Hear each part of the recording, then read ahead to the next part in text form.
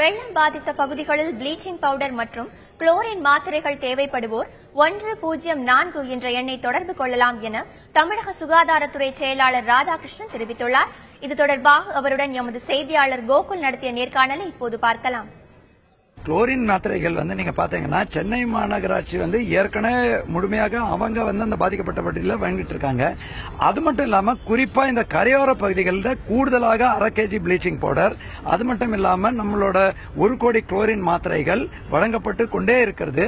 அது மட்டும் இல்லாம 104 இல்லையா பொது சுகாதாரத்துறை எண்ணில் யாரு நம்பர் அனுப்பினா கூட தேவையான இப்போ 5000 மெட்ரிக் டனுக்கு மேல இப்ப கையிருப்பு இருக்கு.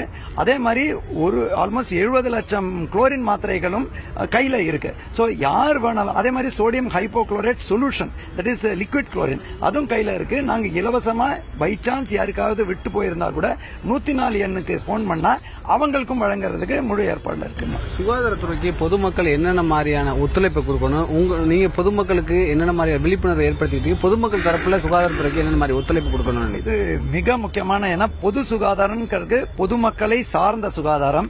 பொதுமக்கள் ஒத்துழைப்பு இல்லாம இது முழுமையா வெற்றி பெறாது என்ற ஒரு முக்கியமான ஒரு இதுலதான் இது பேசிஸ் இருக்கு. நாங்க பொதுமக்கள்கிட்ட தண்ணி காய்ச்சி குடிக்கிற சொல்லியிருக்கோங்க.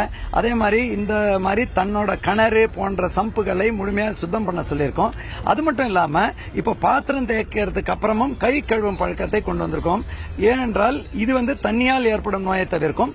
கை கழுவும் பழக்கம் ஸ்வைன் ஃப்ளூ போன்ற நோய்களை பரவாமல் தடுக்கும். இன்னொன்று முக்கியமான எங்களோட வேண்டுகோள் என்னன்னா, இப்ப இந்த வெயில் வரும் நிலையில் வீட்டுக்குள்ள மூடாமல் வைக்கப்பட்ட தண்ணி தொட்டிகள், அது மட்டும் இல்லாம கழிவுகள், இதுல இந்த தண்ணி தேங்கினா, நல்ல தண்ணி தேங்கினா கொசு வளரும் என்ற காரணத்தினால் அதை மீண்டும் வலியுறுத்தி கொண்டிருக்கிறோம்.